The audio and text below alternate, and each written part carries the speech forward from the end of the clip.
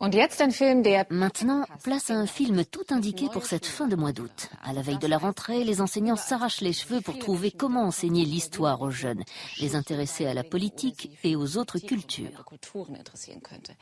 Arte Reportage a peut-être une solution. Nous avons suivi de près une poignée d'écoliers qui ont tout simplement délocalisé leur enseignement à l'autre bout du monde. L'hiver dernier, 3 mois durant, 9 jeunes Français accompagnés de 20 artistes ont sillonné 4 pays d'Amérique du Sud.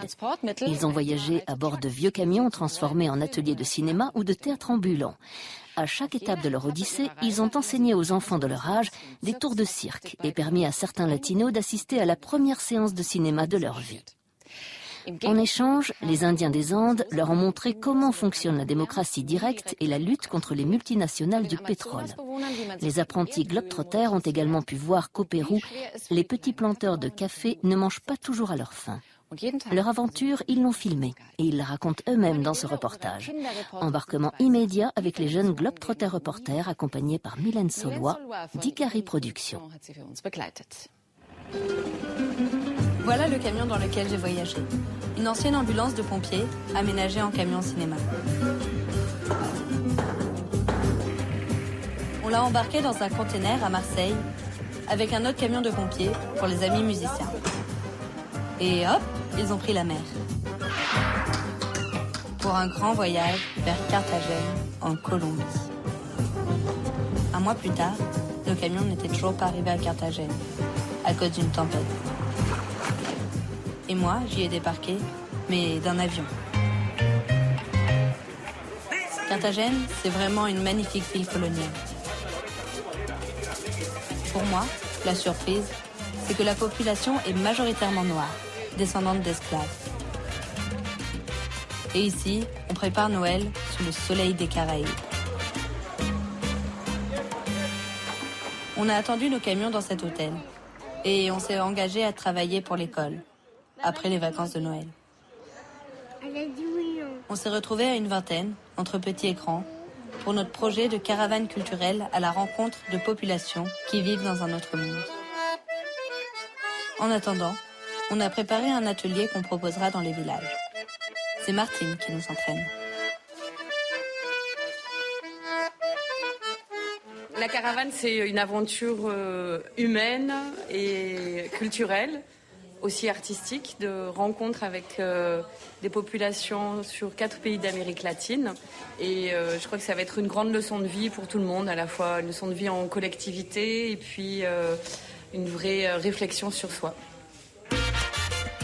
Et nous, on a formé notre bande. On l'a baptisée les Muchachos. Et on s'est filmé. Hola, je m'appelle Noémie et j'ai 14 ans. Je suis dans un collège cirque. Au sein de la caravane, j'anime l'atelier acrobatie et gymnastique avec Marussia. Ok, moi c'est Rayo, je m'occupe de la traduction dans les enfants de la caravane. Suivant! Salut, moi c'est Diego, je suis en 3e et j'apprends à filmer et à monter au sein de l'équipe vidéo. Pendant le voyage, j'ai filmé pour le site de la caravane. On y présente notre trajet et nos étapes.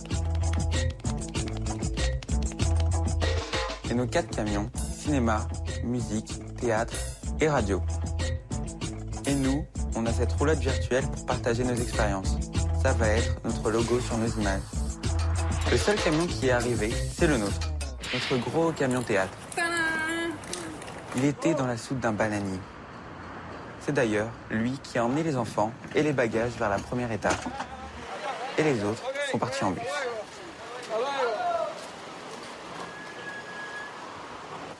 On s'est retrouvés pour la première fois tous les muchachos dans le camion théâtre et on est parti pour 3 mois de voyage. Et là, direction Maria la Baja. On nous a dit que c'est la route qu'ont emprunté les esclaves noirs quand ils ont fui Carthagène. En tout cas, nous, on a mis 7 heures pour faire 60 km.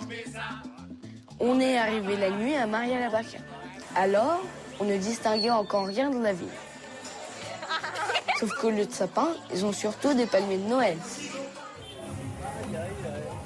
Le lendemain matin, on est allé tout de suite au centre culturel qui nous accueille pour proposer aux jeunes de partager nos ateliers. Nous en ferons à chaque étape. Et là, c'est notre première. Qui s'inscrit à l'atelier de théâtre? Il y avait plein de monde. C'est Vanessa, ma maman, qui anime l'atelier théâtre. Moi, je suis allée filmer l'atelier de gym de Noémie et de ma sœur Maroussia. Pour notre premier atelier, nous nous sommes fait déborder par toutes ces fillettes. Et puis, un jeune du coin nous a proposé un battle. On lui a montré un enchaînement et il nous a épatés avec son breakdance. Ça, par contre, c'est trop fort. Alors, ça, c'est trop dur. Maria Labarra me plaît. C'est vivant, plein de poussière. Sauf quand brusquement il pleut. Et les enfants ont l'air d'aimer la pluie. On nous a dit que c'est un palenque, un village fondé par les Noirs qui avaient fui l'esclavage.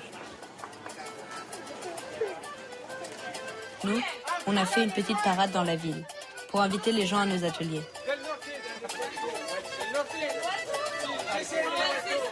Ils étaient intimidés quand on les a invités à danser.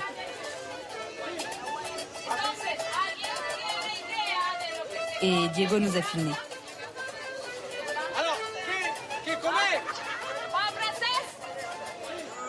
Papa, qui est un peu voltigeur, a dégoté un cheval pour m'emmener à notre répertoire.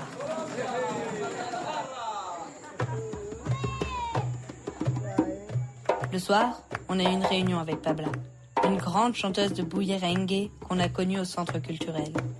Heureusement que Rio était là. Comme je suis à moitié colombien, je traduisais souvent pour les muchachos. Pour vous, que signifie le bullerengue? Pour moi, le bullerengue, c'est l'héritage de nos ancêtres. Ils étaient esclaves et ils ont construit la muraille de Carthagène. Puis ils se sont échappés.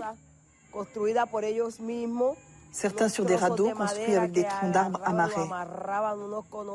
Et avec ces arbres, ils ont commencé à fabriquer leurs instruments de musique. Et ils utilisaient pour leurs tambours les peaux des bêtes qu'ils chassaient pour manger. Entendre un tambour, personne ne peut y résister. Est-ce que vous dansez le bullerengue? Oui, je danse. Je fais mes mouvements. Ça, par exemple, ça signifie que la femme est prête à avoir un mari quand elle se frotte ici. Là, c'est quand elle est prête à allaiter. Les gestes ont une signification. Est-ce que vous pouvez nous chanter une chanson? Que nos cante.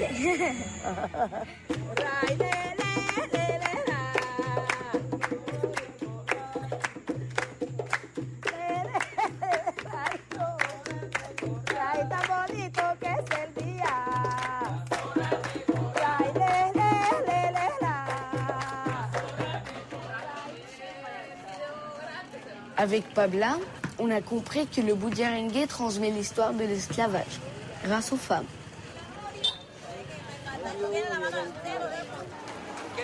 Moi, je suis parti enquêter avec les jeunes de l'atelier vidéo. On devait faire un film sur le thème de l'étape de la caravane, la transmission par la musique. C'est comment la cadence? Ça coule dans le sang, le bullerengue. Mamita, mama. Tarambantua guayaba. Yo no quisiera morirme, mama. Et par hasard, on a rencontré Pabla, la chanteuse, et tous les gens qu'on a filmés nous ont expliqué comment leur ville vit au rythme du bullerengue. Au centre culturel, les autres jeunes ont filmé deux grandes chanteuses, Pabla et Seferina. Moi, je me suis assis, je préférais écouter et regarder.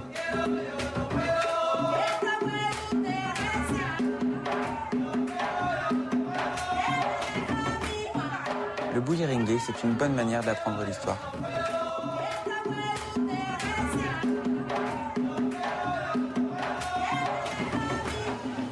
Ici, il y a des milliers de gens déplacés par la violence. Et le bullerengue, ça raconte aussi l'histoire d'aujourd'hui.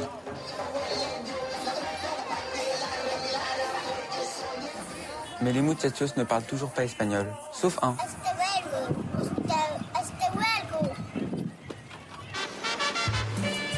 les autres camions sont enfin arrivés. On a pu commencer à y vivre et à y jouer. Et on a roulé enfin en caravane sur la cordillère des Andes. Il y a un petit resto là, voilà, vous avez. Avec des toilettes.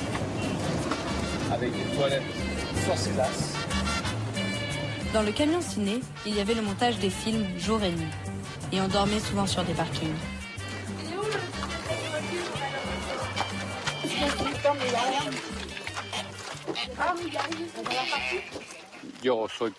Je suis colombien et lucide. Ici, il y a des narcos et de la guérilla. C'est la Colombie.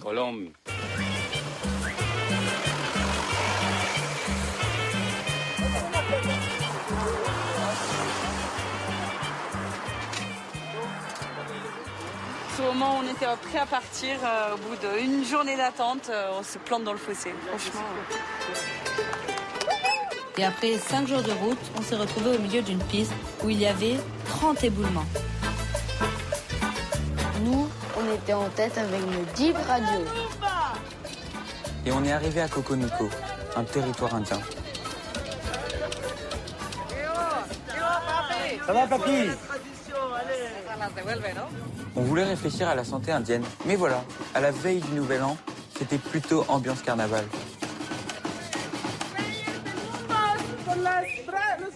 Et les enfants indiens ont eu leur premier atelier des chasses. Comme des animaux. Oui, très bien. Comme des animaux. Très bien. Viens. Si.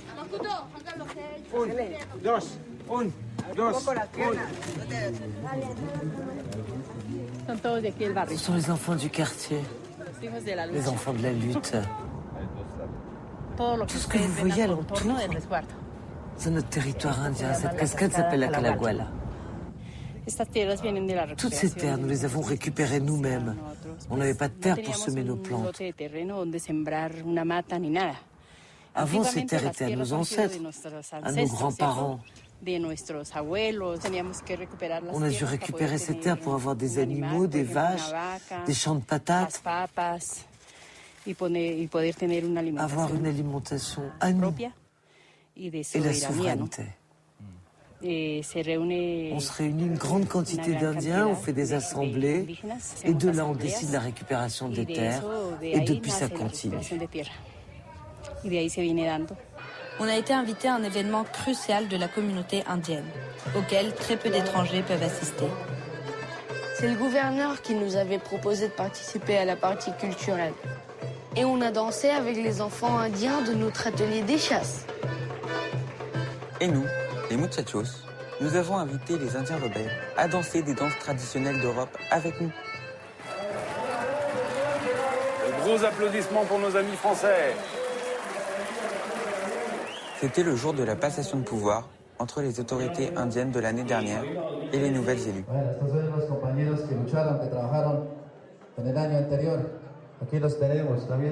Nous avons découvert un rituel démocratique drôlement différent de la politique française.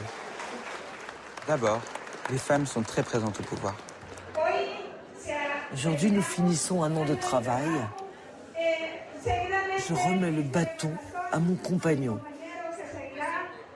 qui continuera le travail avec le processus d'organisation, la récupération des terres et la paix du territoire du peuple Coconuco.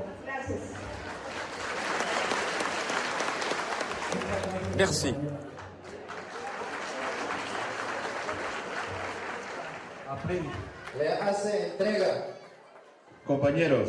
Compagnons, vous jurez sur les montagnes, les plaines, les lacs, les fleuves et nos volcans d'accomplir fidèlement le mandat que vous a confié la communauté indienne de Coconuco. Vous jurez? Nous jurons.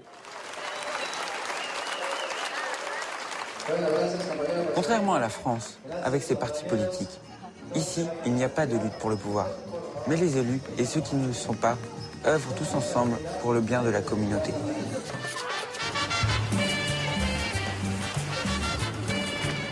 Nous sommes repartis vers l'équateur.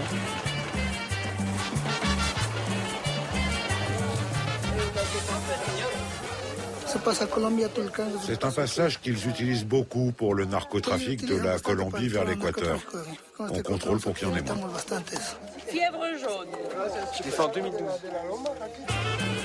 On a roulé 3 jours vers notre étape sur les énergies. Je n'imaginais pas que l'Amazonie pouvait être couverte de tubes de pétrole et de torchères. La caravane s'est installée dans la cour d'une école qui est en face d'un puits de pétrole, mais qui n'a même pas d'eau.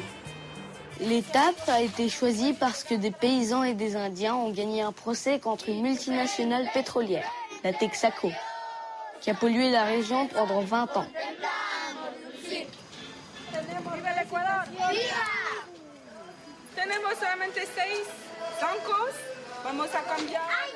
À Lago Agrio, on a réussi à faire un atelier d'acrobatie plus tranquille, mais toujours pas à parler espagnol. Comment c'est ces jambes? Il y avait une fillette rondelette, pas très douée, mais qui y allait à fond. Ensuite, Donald, un leader de la lutte contre les compagnies pétrolières, nous a emmenés faire un toxi-tour, comme il dit. Dans ces gros tubes, il n'y a que du pétrole. Il n'y a ni eau ni gaz. Ce sont des tubes de transfert. Cette route n'était pas bitumée avant. La compagnie Texaco jetait le pétrole ici tous les 4 ou 5 mois. Et quand il pleuvait, toute l'eau allait dans les fleuves.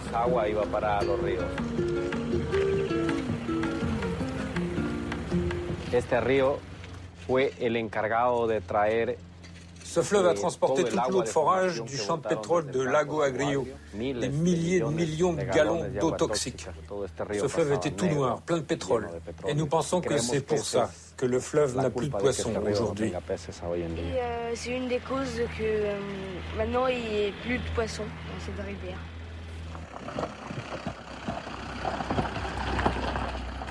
Donald nous a emmenés voir une de ces anciennes piscines, comme ils disent, où la Texaco rejetait les résidus pétroliers. Ça sent la viande en décomposition. Ça, c'est plus haut que moi. Même en levant le bras, je ne peux pas l'atteindre.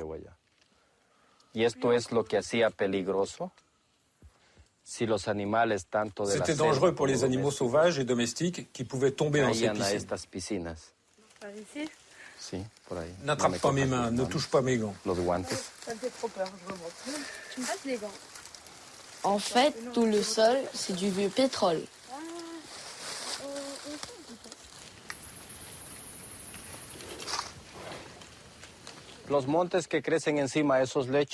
Les plantes qui poussent sur ces fougères sont le produit des feuilles qui tombent des arbres et forment l'humus. Les fougères font un travail fondamental. Elles éliminent les métaux lourds. La nature opère elle-même une partie de la décontamination.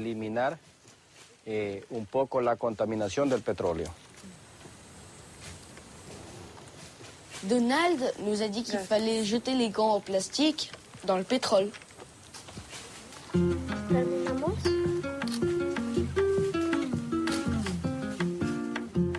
Le lendemain, on est allé dans un lycée à côté pour avoir l'avis des jeunes de notre âge sur le pétrole. On croyait qu'ils auraient plein d'idées pour des alternatives énergétiques. Et Yo, Maroussa et moi, on a fait l'enquête. Et Diego nous a filmés. On aimerait bien savoir ce que vous pensez du pétrole et ce que ça fait à l'environnement. Ça détruit l'habitat des animaux. Qu'est-ce que vous imaginez comme alternative au pétrole? Oui, le tourisme, c'est très bien. La cinétique. On est reparti sans le directeur. On est peut-être une dernière personne. Que pensez-vous du pétrole? C'est bon ou c'est mauvais? Je pense que c'est bien parce que c'est bon pour le sol.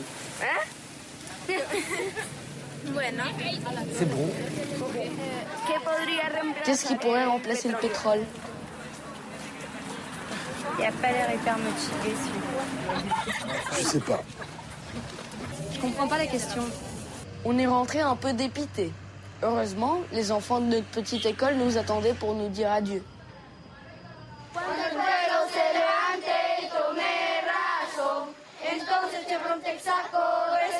bandera. Cantando como yo canto en mi escuelita, reclamo mis derechos al destructor. Et que votre voyage se passe le mieux possible. Levez la main. En Amazonie, on a compris avec surprise que pour eux, ce n'est pas le pétrole qui est mauvais, mais la manière dont il est exploité. Et en plus, ça donne du travail à leurs parents. On a roulé 5 jours, dormi devant l'océan Pacifique.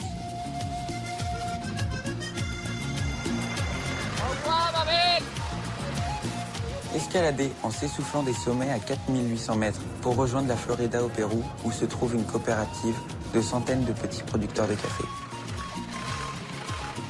Bah là, on va au Pérou. Buenas.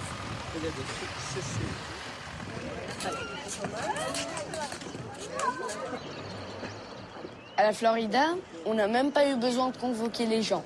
C'était incroyable. Tout le village a voulu participer aux ateliers. De 11h à 13h, atelier de dessin animé. Ensuite, atelier de théâtre pour les adultes. Et quoi d'autre? Nous, on voudrait 4 jeunes avec Diego et Rio. On vous enseigne comment filmer, monter. C'est pour apprendre à décrire ce qui se passe dans votre village. Les muchachos devaient faire leurs devoirs pour l'école. Ça mérite. À côté, Richie a fait un super atelier de dessin animé.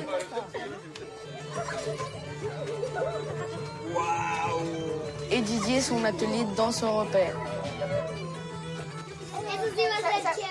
Les enfants ont découvert nos pratinoscopes. C'est l'ancêtre du cinéma.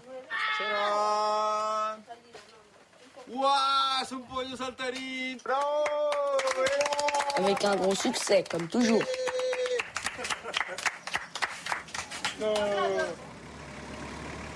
Moi, j'ai participé à l'atelier vidéo avec Diego et 4 jeunes du village. On voulait montrer comment leur production de café est touchée par une maladie, la rouilla, et comment ils pourraient obtenir l'autonomie alimentaire. Ça, c'était le sujet de l'étape. Voilà du bon café mûr. Il est juste en train de mûrir. C'était Pedro, le présentateur. Voilà comment commence la roya. Peu à peu, les feuilles tombent et il ne reste plus que ça. Pour montrer les alternatives, on a filmé les agrumes.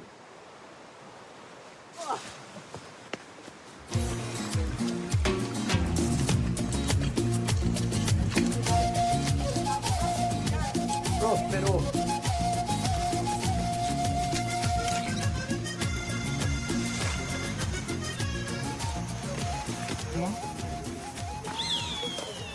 Le café Catimoro ne se vendra plus bientôt.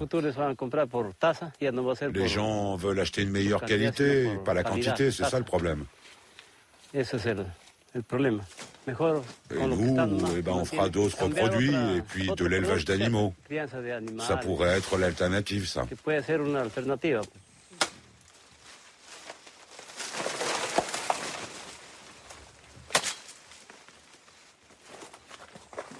On vend les bananes pour acheter le riz et les patates.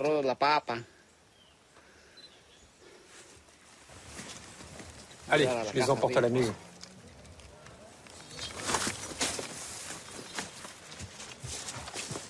L'autonomie, en fait, j'y crois pas trop. Ils peuvent produire du café pour le vendre et manger leurs oranges, leurs choux, leurs carottes. Mais par exemple, les patates ne poussent pas ici. Au village, on a croisé plein de monde sur des échasses.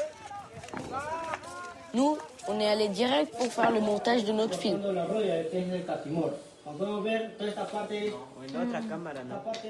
Et ensuite, on a enregistré le commentaire dans le camion cinéma.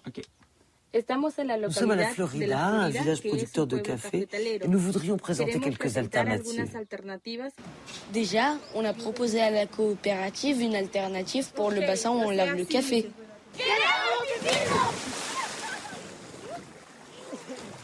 Le soir, les villageois ont fait des promenades en France sur nos cyclokinos, des vélos qui produisent de l'énergie pour projeter le film.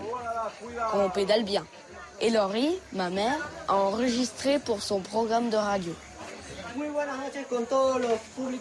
Bonsoir, cher public. Notre équipe a fait une petite vidéo sur nos propositions pour l'avenir. Aquí nos encontramos en un pequeño biohuerto que hay de diferentes hortalizas, como por ejemplo aquí podemos ver la cebollita china que está en proceso de crecimiento aún. Et voilà, c'est la fin de notre histoire, même si ce n'est pas la fin du voyage. Franchement, c'était un voyage incroyable. On n'a pas trouvé un nouveau monde, mais un monde différent. C'était un voyage intéressant. On n'était pas là comme des touristes, mais on partageait avec les gens. Grâce à ce voyage, je me dis que je deviendrai peut-être reporter.